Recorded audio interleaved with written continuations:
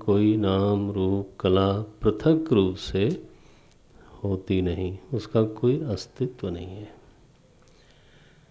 ये मुख्य पहला अवतार यही बताते हैं। और जब अवतार की बात पकड़ में आ गई तब फिर यदा यदा ही धर्मस्य, जब जब होई धर्म कह हानि। भगवान की योजना में एक ही घटना से पता नहीं कितने कार्य सफल होते हैं। अब देखो, भगवान राम के रूप में अवतरित हुए तो ब्रह्मा जी ने जो प्रार्थना की थी, शिव जी ने जो प्रार्थना की थी, पृथ्वी रूपी गौ माता ने जो प्रार्थना की थी, वो प्रार्थना सफल हुई। फिर जो मनुष्य शत्रुपा ने तपस्या की थी, उनको वर मिला था तो वर सफल हुआ। और प्रताप भानु अरिमर्दन जो बाद में रावण और कुंभकर्ण बने थे, तो वो प्रभु के हाथ से ही उनको मरना था, तो वो भी सफल हुआ।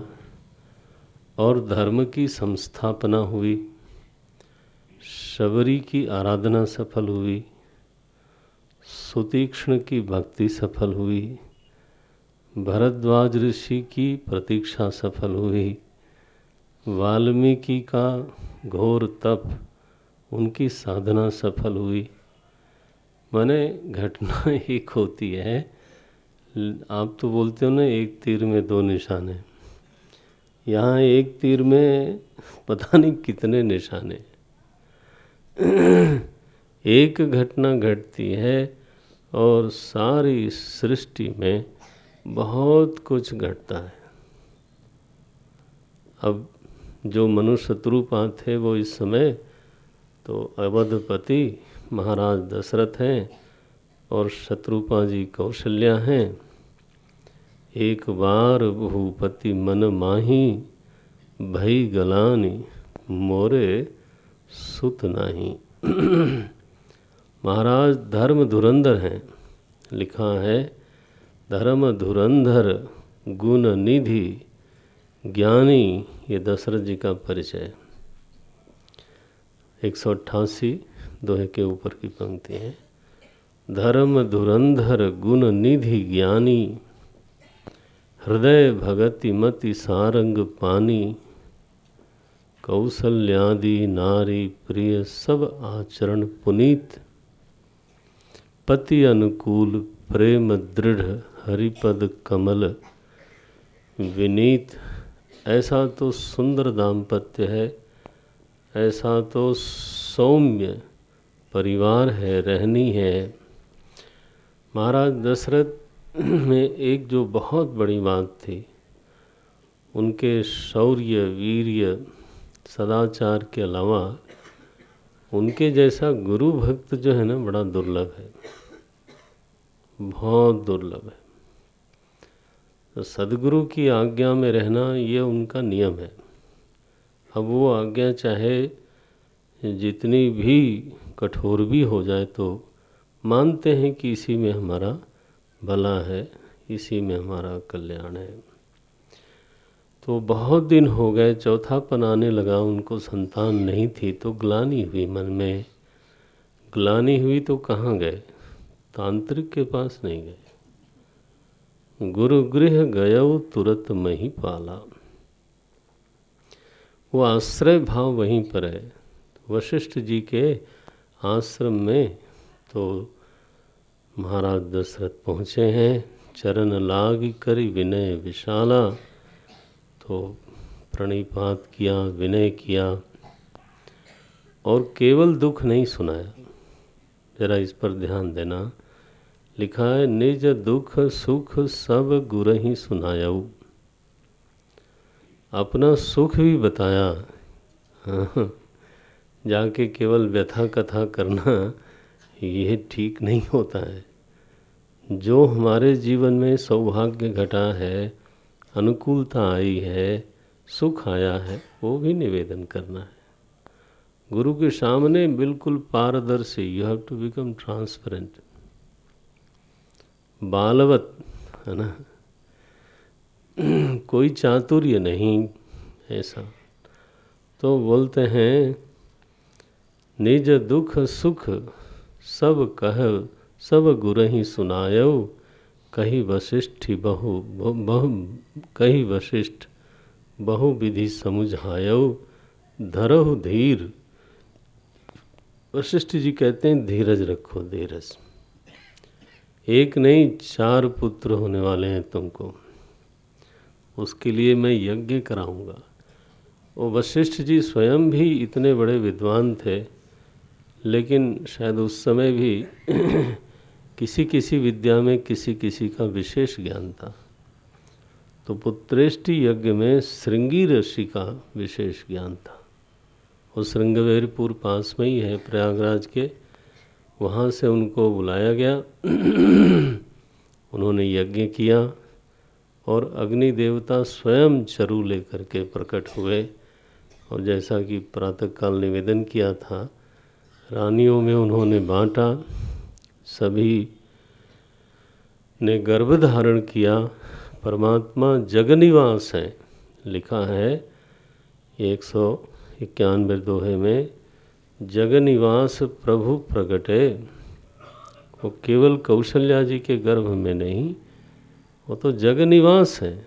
ये देखो कैसी रचना करते हैं गोस्वामी जी, जगनिवास प्रभु प्रगटे।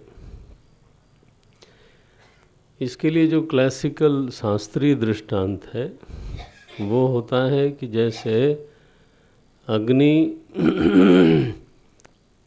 सर्वत्र निवास करती है, तो आपके शरीर में भी निवास करती है। तो मैं जिस व्यासपीठ पर बैठा हूँ वहाँ भी निवास करती है। लकड़ी में अग्नि निवास करती है, दिखाई नहीं देती, उसी लकड़ी पे आप बैठते हो। तो एक दारुगत लकड़ी में व्याप्त एक अग्नि है, जगनिवास है कि नहीं है, लेकिन उसमें दाहकत्व तो नहीं है, उसमें प्रकाशकत्व तो नहीं है। ठीक है ना? दाहकता और प्रकाश देने का गुण प्रकट नहीं हुआ, इसका मतलब ये नहीं कि वहाँ अग्नि अनुपस्थित है। फिर उसी दारू में, उसी लकड़ी में जब अग्नि प्रकट होती है, चाहे आप उसको दूसरी लकड़ी से जलावें अथवा अरणि मंथन करें, जैसे भी करें, तो जब उसी अग्नि में, उसी लकड़ी में, उसी दारू में जब अग्नि प्रकट होती है तो उसका ऐश्वर्य बदल जाता है। फिर उसमें दाहकता है, उसमें प्रकाश है। ठीक है ना? तो परमात्मा जगनिवास है, लेकिन अब प्रगटे। ये आया पकड़ में? एक व्यापक होने पर भी दाहक और प्रकाशक नहीं है। आपके शरीर के स्वास्थ्य के लिए ज़रूरी है, वो टेम्परेचर जब थर्मामीटर लगाते हैं अंदर बुखार नापने के लिए, नहीं तो बोलते हैं इतना है। इतना क्या है? अग्नि तत्व है उसके बिना तो आप ठंडे हो जाओ। बोले ठंडा हो गया वो तो नहीं चलता।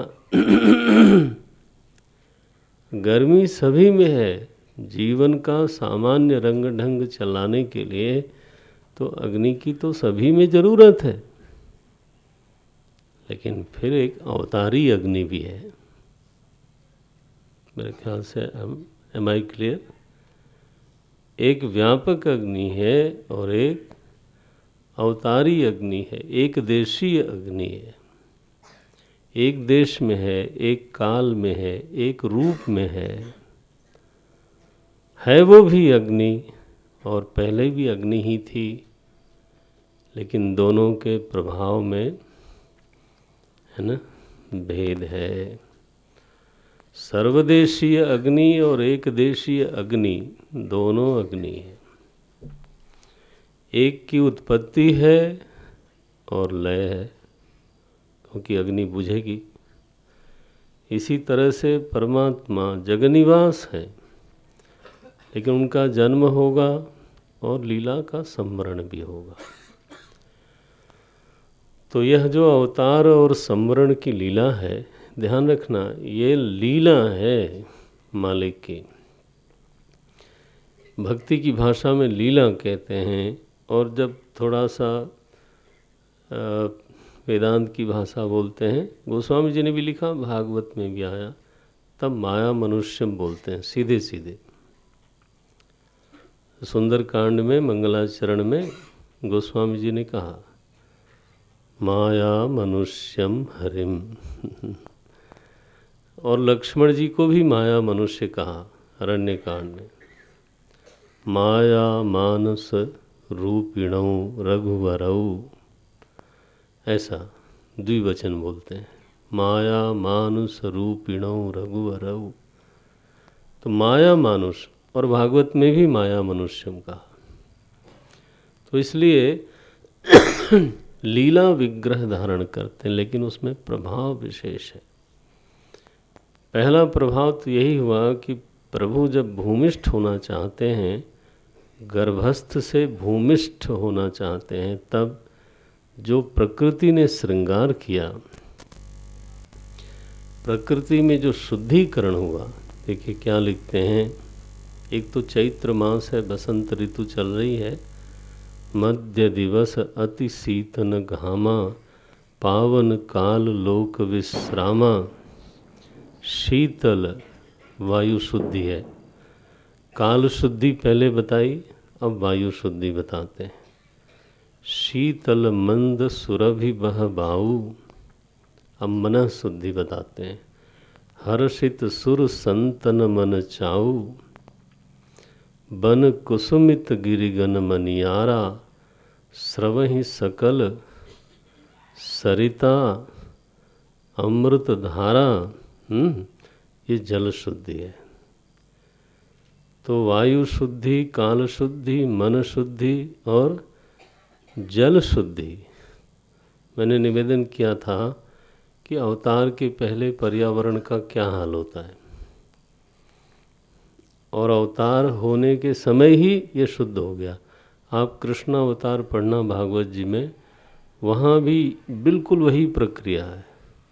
सतु सर्वगुणोपेत कालः परम शोभनः, ऐसे शुरू करते हैं। काल पवित्र हो गया, सद्गुण संपन्न हो गया। लिखते हैं सो अवसर विरंच जब जाना। ब्रह्मा जी ने देखा वायु सुगंधित हो गई, सरिताएं बिल्कुल अमृत जल लेकर के बहती हैं। लोगों के मन में बड़ा उत्साह है। वनराजियां कुसुमित हो गईं, गगन विमल, ये आकाश में देखो शुद्धि। गगन विमल संकुल सुर जो था। ब्रह्मा जी ने देवताओं से कहा, अरे चलो चलो, सृष्टि के स्वामी पधारने वाले हैं, स्वागत करो। तो सब लोग विमानों पे बैठ बैठ करके, वो अयोध्या का आकाश पूरी तरह से विमानों से भर गया। संकुल बोलते हैं। गगन विमल संकुल सुर जो था, गावहि गुण, और विमानों पर गंधर्व गायन करते हैं, अप्सराएं नृत्य करती हैं, वाद्य बजते हैं। अयोध्या वाले सुनते होंगे कि ये क्या है भैया, आज आकाश में इतने वायुयान, आकाश में इतने जहाज, और वहाँ नृत्य हो रहा है, गायन हो रहा है।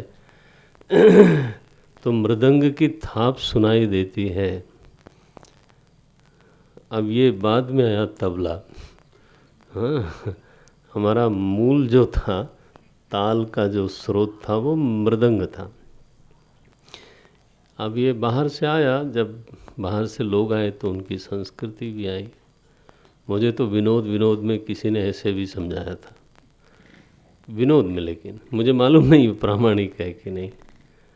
वो कहते हैं मृदंग बजाते बजाते वो बीच में से टूट गया। तो मृदंग आप जानते हैं एक तरफ बड़ा होता है एक तरफ छोटा होता है। तो अब वो जो संगीत विशारद थे उन्होंने दोनों को ऐसे किया, दोनों टुकड़ों को, और बजाया जोर से। तो राजा ने कहा तब भी बोला, टूटने पर भी बोला तो तब भी बोला से तबला हुआ।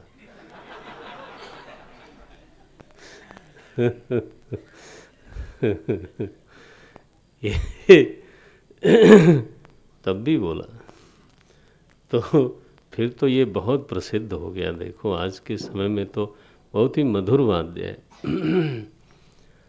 तो नाना प्रकार के वाद्य बजते हैं, अयोध्या वाले सुनते हैं। अयोध्या पर पुष्प वृष्टि हो रही है, बरसहीं सुमन सुअंजलि साजी, गही गही गगन दुंदुभी बाजी। गगन में दुंदुभी बजती है, वहीं से स्तुति हो रही है, पुरुषोत्तम पढ़ा जा रहा है। बहुविधि लावहि निज निज सेवा, और तब भगवान का अवतार हुआ, प्रगटे। कहाँ से प्रगटे? बोले जहाँ विद्यमान थे वहीं से प्रगटे। जैसे दारुगत अग्नि वहीं विद्यमान होती है, कहीं बाहर से आके प्रकट नहीं होती। जग निवास प्रभु प्रगटे, हाँ, अखिल लोक विश्राम। ये प्राकट्य कैसा है? अखिल लोक को विश्राम देने वाला है। तो परमात्मा का अवतार हुआ। गोस्वामी जी ने स्तुति करी है। और इसके बाद तो फिर जब मालिक साहब रोने लगे, सबका रोना बंद करने वाले, सुनी शिशु रुदन। तो जब प्रसूति गृह में से रोने की आवाज़ आई तो लोगों को बड़ा प्रिय लगा। सुनी शिशु रुदन रुदन परम प्रिय वाणी। इसलिए कबीरदास जी ने कहा, कबीरा जब पैदा हुआ